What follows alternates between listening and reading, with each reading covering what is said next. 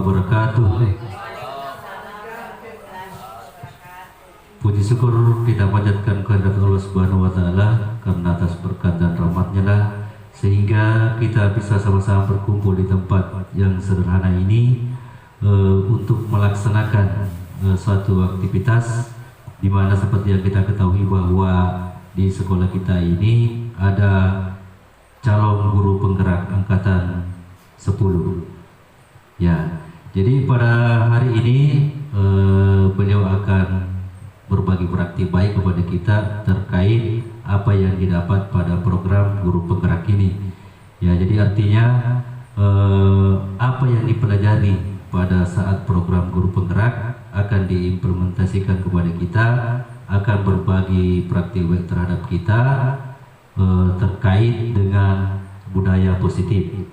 Ya, jadi seperti itu memang kita harapkan sebagai calon guru penggerak hendaknya menjadi role model bagi kita semua. Tentunya akan memperlihatkan hal-hal yang positif terhadap kita. Ya, jadi saya apresiasi juga untuk Ibu Tasmiati selaku sebagai CGP angkatan 10, ya, di mana selama mengikuti pendidikan ini saya terus pantau, ya, nampaknya ada perubahan-perubahan yang nyata yang dilakukan di kelas. Ya, itu tentunya adalah hal yang luar biasa. Ya, semoga teman-teman di sini juga ikut tergerak apa yang dilakukan oleh Ibu Tasmiati. Ya, jadi saya mohon bukan hanya pada dirinya sendiri hanya diterapkan yang didapat, melainkan bisa berkolaborasi dengan teman-teman yang ada di sekolah kita ini demi untuk kemajuan pendidikan terutama di tempat kita ini dan Indonesia pada umumnya. Ya, jadi seperti yang sering saya katakan bahwa silakan ikut guru penggerak jika ada pendaftaran. Kenapa? Karena ini adalah program yang sangat luar biasa, ya, di mana mengadopsi pengajaran-pengajaran yang terkait dengan filosofi Ki Hajar Dewantara. Ya, jadi sebentar beliau akan memperlihatkan tentang hal-hal apa sajakah yang pernah dilakukan dalam kelas dalam hal ini kegiatan budaya positif terhadap siswanya. Ya, jadi di dalam budaya positif ini salah satunya yang pernah diterapkan adalah restitusi. Ya, jadi kalau berbicara dengan restitusi itu banyak teman-teman. Artinya mungkin bisa nanti diuraikan restitusi apa. Ada dikatakan segitiga restitusi. Ya, jadi ini segitiga restitusi ya merupakan penyelesaian masalah. Ya, jadi bisa nanti digambarkan bagaimana langkah awalnya ketika kita memvalidasi suatu masalah, ya, terus keluar daripada masalah itu. Ya. Ya, jadi sangat berbeda zaman dulu dengan zaman sekarang. Dulunya ya kita utamakan biasa menggunakan kekerasan dalam menyelesaikan suatu masalah, tetapi seiring dengan perkembangan zaman, ya tetap mengadopsi apa yang dilakukan oleh Ki Hajar Dewantara. Ya, seperti yang kita tahu bahwa Ki Hajar Dewantara merupakan bapak pendidikan Indonesia yang pertama. Ya. Kenapa diambil itu? Karena kemungkinan sejalan dengan masa sekarang ini, masa modern. Walaupun semuanya ini adalah Menteri Pendidikan yang lama, akan tetapi ya filosofinya atau pemikirannya ini ya sejalan dengan berjalannya dengan sama. Ya, seperti yang kita ketahui bahwa sekarang ini serba menggunakan digital. Ya, saya sampaikan juga kalau guru penggerak itu artinya bukan berarti pintar semua, tapi artinya ketika kita ikut, ya pasti ada hal-hal yang bisa kita dapat. Ya, jadi baik, sebelum Bu Tasmi mempresentasikan apa yang dilakukan pada hari ini atau materi yang akan diberikan pada hari ini, ya saya harapkan sama teman-teman sekalian supaya bisa menyimak apa yang dijelaskan nantinya kepada Ibu Tasmiati. Baik, tak usah panjang lebar dari saya, langsung saja serahkan kepada Ibu Tasmi. Waktu dan tempat disilakan. Baik, Bismillahirrahmanirrahim. Yang terhormat Bapak Kepala Sekolah SD Negeri 34 Lemuape, dan yang terhormat Bapak Ibu Guru yang sempat hadir. Assalamualaikum warahmatullahi wabarakatuh. Waalaikumsalam warahmatullahi wabarakatuh.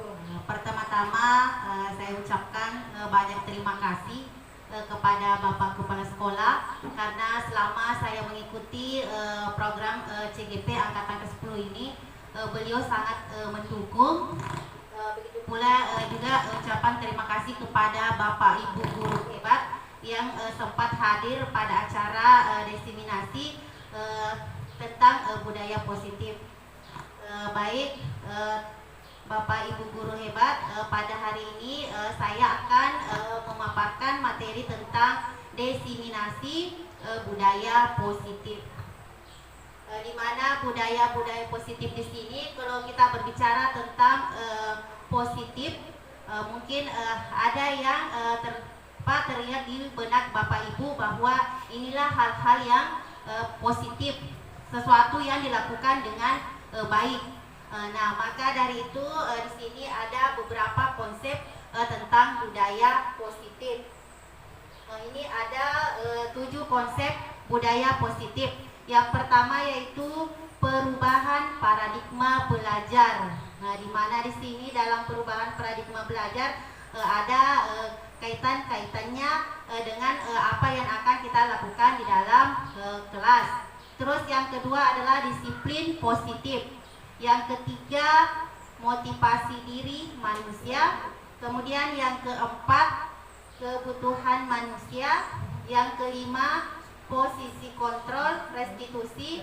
Dan yang keenam adalah keyakinan kelas. Terus yang ketujuh adalah segitiga restitusi.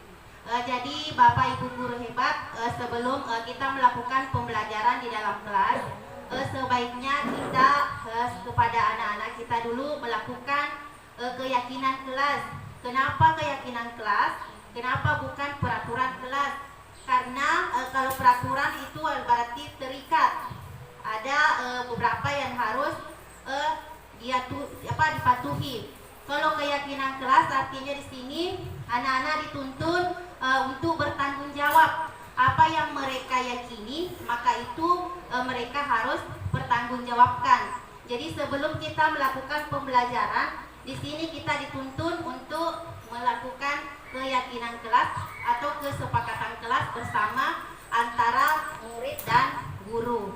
Jadi keyakinan kelas di sini atau kesepakatan kelas di sini sifatnya tidak memaksa ya, kita yakini secara bersama. Nah, jadi di sini murid apa yang diinginkan oleh murid maka itu yang akan kita sepakati bersama. Oke, lanjut tentang pembelajaran dengan paradigma baru. Nah, di mana pembelajaran paradigma baru di sini yaitu pembelajaran yang dirancang berdasarkan prinsip pembelajaran terdiferensiasi.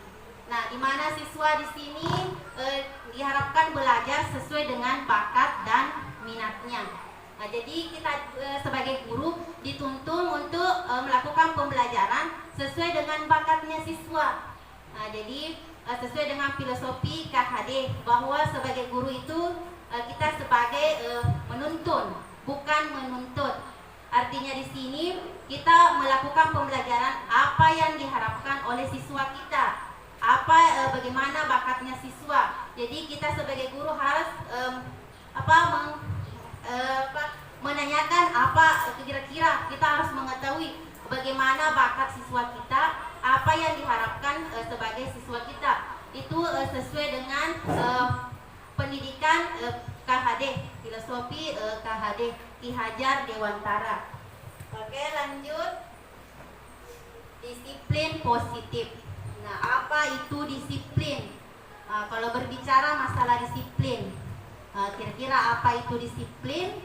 Nah, disiplin di sini ada beberapa disiplin ya. Disiplin misalnya di dalam kelas, datang tepat waktu. Disiplin berpakaian. Nah, untuk lebih jelasnya tentang disiplin, ini ya, disiplin positif yang berasal dari kata disiplin yang artinya belajar. Jadi disiplin itu adalah belajar ya. Nah, kita di sini belajar. Jadi mengacu pada disiplin diri yang memiliki tanggung jawab. Jadi kita dituntun di sini disiplin agar kita bisa bertanggung jawab terhadap apa yang harus kita lakukan. Jadi bertanggung jawab terhadap apa yang dilakukan berdasarkan nilai-nilai yang diyakini. Makanya itu tadi perlu sebelum kita melakukan pembelajaran kita harus membuat keyakinan kelas bersama dengan murid kita. Nah, jadi sebelumnya apa yang akan kita sepakati bersama. Jadi keyakinan kelas di sini tidak perlu banyak, yang jelasnya intinya apa yang akan kita capai pada pembelajaran itu. Itu yang pokok yang harus diperhatikan untuk membentuk keyakinan kelas. Kemudian disiplin positif merupakan salah satu cara penerapan yang bertujuan menumbuhkan kesadaran serta memberdayakan peserta didik tanpa imbalan. Artinya di sini kita dituntun untuk mendisiplinkan anak-anak tanpa dia mengharapkan imbalan, ya. Jadi tidak perlu dijanji anak-anak, misalnya kau harus kerjakan ini, akan saya berikan hadiah. Ya, itu namanya tidak menuntun anak untuk disiplin. Karena disiplin di sini kita tidak memberikan anak-anak berupa hadiah. Kita tidak dituntun memberikan anak-anak berupa hadiah, tetapi anak-anak sendiri yang akan bertanggung jawab apa yang akan mereka sepakati. Makanya itu perlu ada keyakinan. Terus sebagai pendidik, tujuan kita adalah menciptakan peserta didik yang memiliki disiplin diri sehingga mereka berperilaku mengacu kepada nilai-nilai kebajikan universal dan memiliki motivasi intrinsik dalam perubahan perilaku ke arah yang lebih baik. Jadi tujuannya disiplin positif di sini itu anak-anak sendiri yang sadar bahwa ini harus saya pertanggungjawabkan. Jadi kita tidak dituntut sebagai guru untuk memberikan imbalan atau berupa reward atau pujian-pujian. Bukan itu yang diharapkan kita sebagai pendidik. Terus di sini kebutuhan dasar manusia. Jadi ada 5 kebutuhan dasar manusia. Yang pertama yaitu bertahan hidup. Jadi sebagai manusia kita bisa bertahan hidup misalnya dengan adanya tempat tinggal, pakaian, kemudian kasih sayang ya, dan rasa diterima. Kemudian kebebasan, kesenangan dan penguasaan. Jadi ada 5 kebutuhan dasar manusia. Nah, di mana kebutuhan dasar di sini? Itu sesuatu yang kita lakukan untuk mendapatkan apa yang kita inginkan. Jadi kebutuhan dasar itu sesuatu yang harus kita lakukan untuk mendapatkan apa yang kita inginkan. Nah, dan semua usaha yang terbaik yang kita lakukan dalam rangka agar kebutuhan dasar kita terpenuhi dengan baik. Jadi kebutuhan dasar harus kita lakukan supaya kita bisa mendapatkan apa yang kita inginkan. Terus itu motivasi perilaku manusia. Jadi sebagai manusia itu ada motivasi untuk kita lakukan. Jadi yang pertama yaitu biasa kita termotivasi untuk melakukan sesuatu karena kita takut ada hukuman. Itu yang pertama yang memotivasi kita, takut adanya hukuman. Terus yang kedua karena kita ingin mendapatkan imbalan atau pujian. Jadi intinya kita melakukan sesuatu karena kita mau dipuji. Nah, itu yang memotivasi kita yang kedua. Terus yang ketiga untuk menjadi apa yang mereka inginkan. Nah, itu yang memotivasi kita untuk melakukan sesuatu. Tetapi di sini kita sebagai guru harus dituntun anak didik kita supaya melakukan sesuatu itu bukan karena mereka takut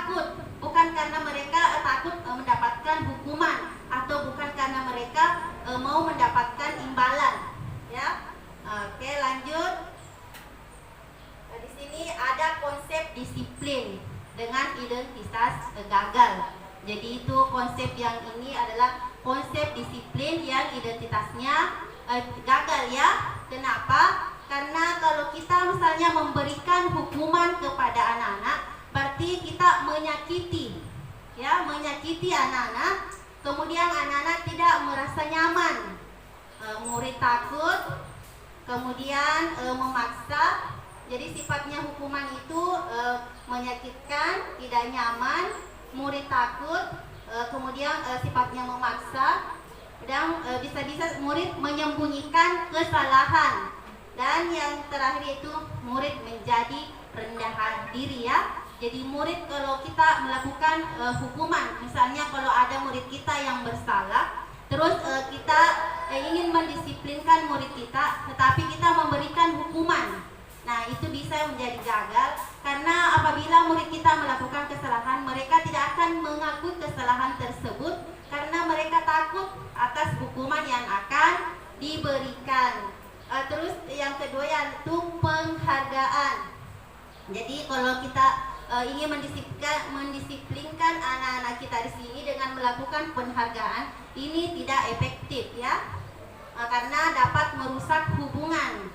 Jadi ada anak-anak yang diberikan penghargaan, kemudian temannya yang tidak diberikan bisa saja membenci anak yang diberikan penghargaan. Itu jadi kita tidak dituntut untuk memberikan penghargaan. Kemudian merusak hubungan, mematikan kreativitas. Jadi kreativitas anak-anak yang lain bisa mati ya. Kemudian merampas hak dan menghargai diri. Adapun konsep disiplin dengan identitas sukses. Jadi kita melakukan konsekuensi. Yang pertama yaitu penguatan jangka pendek. Jadi perlu monitoring berkelanjutan, stimulus respon, murid mematuhi peraturan, kehilangan waktu untuk merenungi kesalahan. Jadi mereka tidak mempunyai waktu untuk merenungi kesalahannya. Nah, kita pada saat murid melakukan kesalahan, kita langsung panggil, kemudian kita konsekuensi ya. Kemudian yang keempat yaitu restitusi.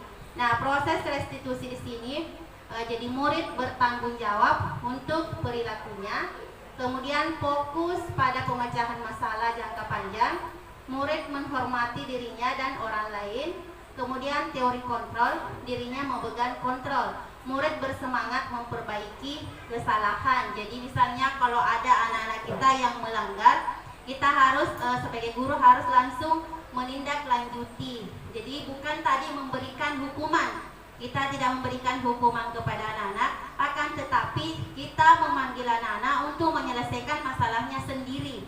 Jadi kita melakukan penerapan restitusi. Kita panggil anak-anak, kemudian kita tanya apa masalah yang dihadapi, kemudian kita tanya kembali kepada anak-anak, kira-kira dengan masalah yang mereka hadapi tadi, apa yang akan mereka lakukan untuk menyelesaikan masalahnya. Jadi itu kita dituntut untuk melakukan metode restitusi. Nah, ini konsep disiplin dengan penerapan restitusi. Nah, di mana restitusi di sini adalah proses menciptakan kondisi bagi murid untuk memperbaiki kesalahan mereka, sehingga mereka bisa kembali pada kelompok mereka dengan karakter yang lebih kuat. Adapun ciri-ciri restitusi yaitu bukan untuk menebus kesalahan, namun untuk belajar dari kesalahan. Jadi yang kedua memperbaiki hubungan, tawaran bukan paksaan, menuntun untuk melihat ke dalam diri, mencari kebutuhan dasar yang mendasari tindakan, fokus pada karakter bukan tindakan, fokus pada solusi, mengembalikan murid yang berbuat salah kepada kelompoknya. Jadi misalnya di sini dalam konsep restitusi, misalnya ada murid kita yang datang terlambat ke sekolah. Seringkali kita dapatkan mereka terlambat ke sekolah, maka salah satu caranya yaitu kita pakai konsep restitusi ya. Kita panggil murid kita tersebut, kemudian kita tanyakan kepada murid kira-kira apa kesalahan yang mereka lakukan sehingga dipanggil di depan. Kemudian dengan sendirinya murid mengatakan, misalnya kalau terlambat dia datang ke sekolah, kita tanyakan kepada murid tersebut jam berapa ke sekolah nak. Nah, kemudian murid tersebut menjawab misalnya jam 7.40 atau jam 7.30. Nah, kita tanyakan kembali kepada murid kita, apakah mereka tahu jam berapa jam masuk kelas. Nah, misalnya jam 7.15.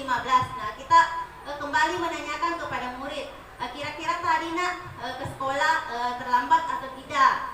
Pasti dengan dia spontan mengatakan terlambat ya, berarti mereka sudah mengetahui kesalahan apa yang mereka lakukan. Kemudian kita tanya kembali kepada murid bahwa bagaimana solusinya kira-kira supaya tidak terlambat lagi. Pasti mereka akan spontan juga bahwa supaya saya tidak terlambat, kan ada tadi alasannya kenapa terlambat, mungkin karena terlambat bangun, karena tidur ya karena begadang. Pasti mereka mengetahui lagi solusinya bahwa supaya saya tidak kesiangan bangun, maka saya harus tidur lebih awal. Mungkin seperti itu. Jadi istilahnya di sini kita menuntun anak untuk mencari solusi terhadap masalah yang mereka hadapi. Oke, adapun perbedaan ini ya kasus ya, sering tidak mengerjakan PR. Jadi di sini ada memberikan hukuman. Jadi guru menghukum murid dengan berdiri 10 menit di depan kelas.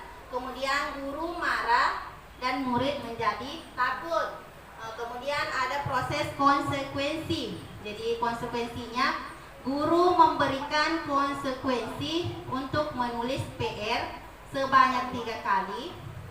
Guru tegas dan murid menghormati peraturan.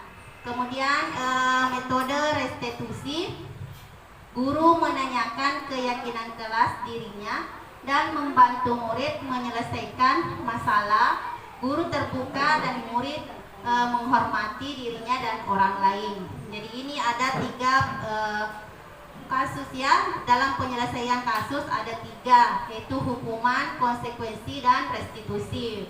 Yang mana kira-kira yang bagus kita ambil di sini? Apakah hukuman, konsekuensi, atau restitusi? Ya, jadi yang harus kita ambil di sini adalah restitusi. Jadi kita di sini tidak dituntun untuk memberikan hukuman, ya.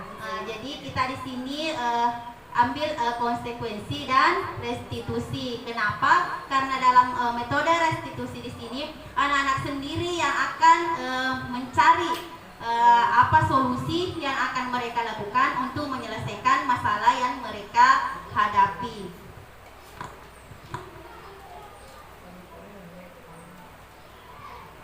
Jadi posisi kontrol guru. Jadi kita sebagai guru ada posisi kontrol kita, yaitu sebagai penghukum, pembuat rasa bersalah. Kita juga sebagai teman, pemantau, dan manajer. Jadi ini posisi kontrol guru. Jadi misalnya ada kasus tidak memakai atribut lengkap pada saat upacara. Jadi sebagai hukuman di sini berdiri di depan barisan. Kemudian sebagai pembuat rasa bersalah, jadi kata-katanya guru sini, berapa kali guru harus memberitahu kamu, bu guru kecewa sama kamu. Jadi seperti ini kita sebagai rasa bersalah. Jadi kita sebagai guru tidak boleh memberikan kata-kata seperti itu kepada peserta didik kita. Karena apa? Karena anak-anak di sini bisa merasa bersalah. Terus yang kedua, kita sebagai guru harus sebagai teman.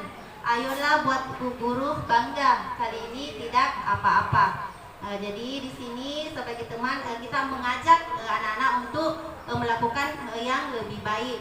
Kemudian sebagai pemantau, kamu sudah melanggar apa peraturan dan konsekuensinya.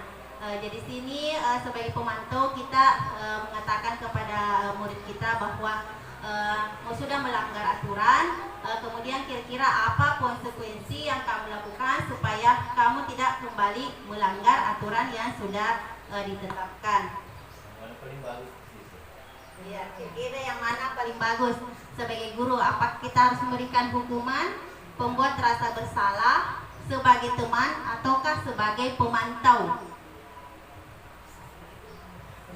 Ya, kita harus sebagai teman supaya anak didik kita merasa rileks ya, merasa tidak takut untuk melakukan perubahan. Juga sebagai pemantau kita artinya di sini mengharapkan kepada murid untuk menyelesaikan masalahnya sendiri dengan tuntunan dari guru.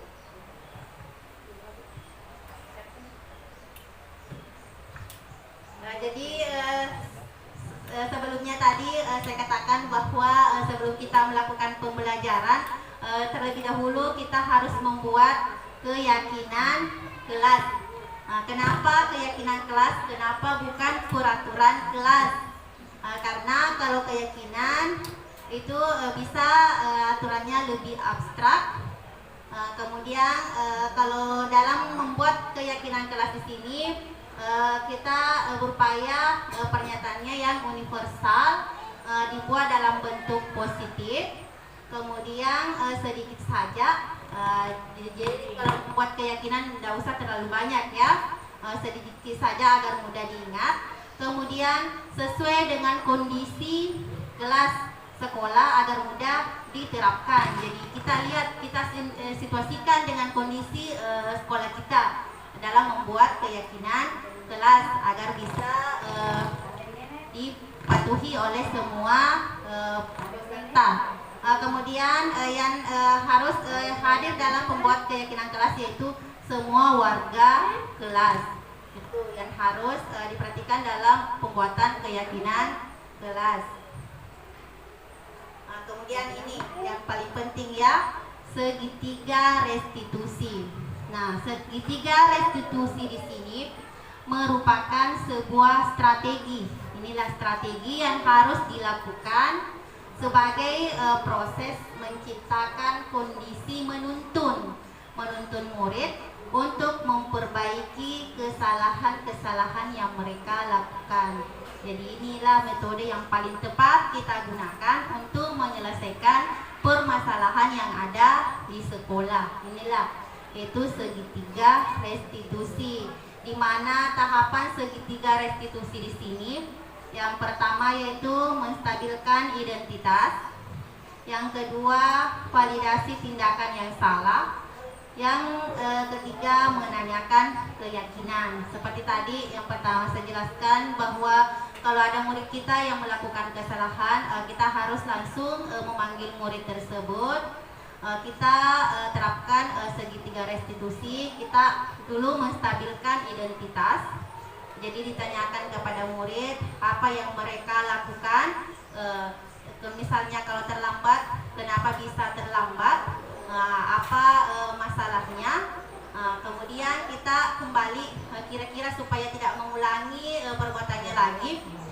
Maka kita memberikan lagi kepada murid kira-kira apa yang akan dilakukan supaya tidak terlambat lagi. Jadi mereka sendiri yang mengetahui kesalahan yang mereka lakukan, kemudian dia sendiri yang mencari solusi supaya tidak melakukan kesalahan tersebut atau tidak mengulangi kesalahan mereka yang mereka lakukan itu. Jadi sebagai guru itu kita cuma dituntut untuk memvalidasi kepada murid kita untuk menyelesaikan masalah yang mereka hadapi.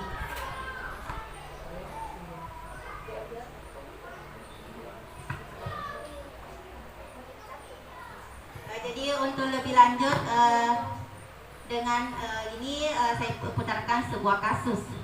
Silakan ditonton.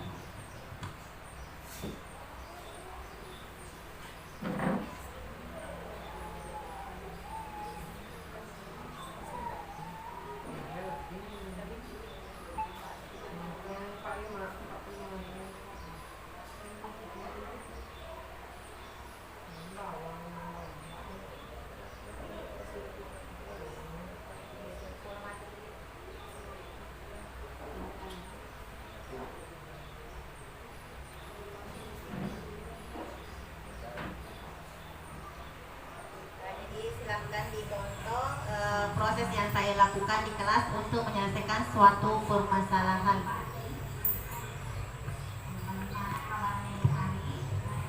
Ya, jadi ini anak yang sudah melakukan kesalahan, dipanggil tersendiri.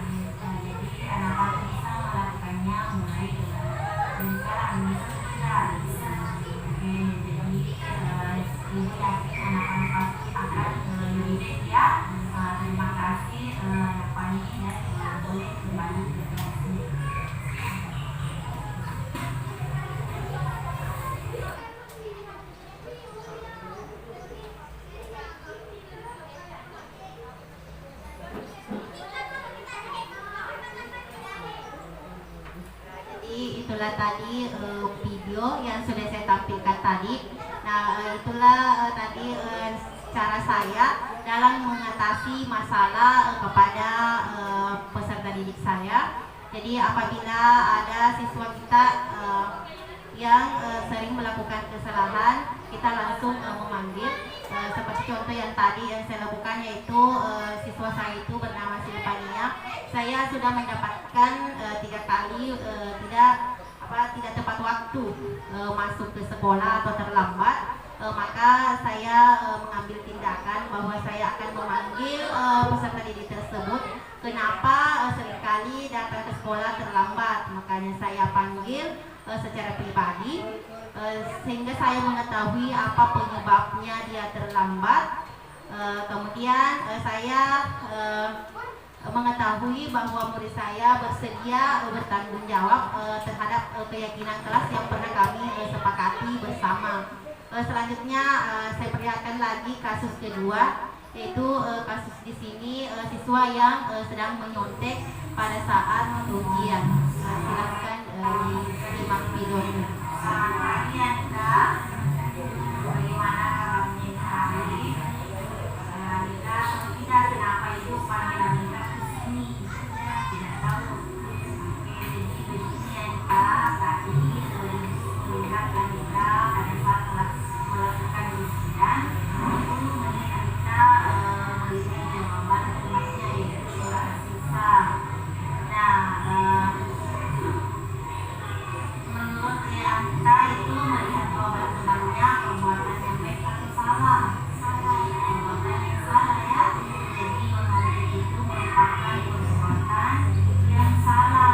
Nah, di sini kita tidak mencari siapa yang salah dan siapa yang benar ya. Akan tetapi di sini itu akan mencarikan solusi tentang permasalahan yang kita lakukan, yaitu menyontek ya. Nah, selain melakukan kesalahan itu ada alasan kenapa kita bisa melihat menyontek punya temannya. Tidak belajar. Kenapa kita tidak belajar? Main HP. Nah, masih ingat tidak tentang keterkaitan keyakinan kelas yang pernah kita sepakati bersama? Apa yang kita ketahui? Apakah tadi Anda sudah jujur atau belum? Jadi Anda itu jujur ya. Nah, apakah jujur itu penting buat Anda? Penting ya. Nah, kira-kira untuk melakukan jujur kalau tidak seperti kembali, nah apa kira-kira yang akan Anda lakukan? Belajar, selain belajar apa lagi yang bisa Anda lakukan?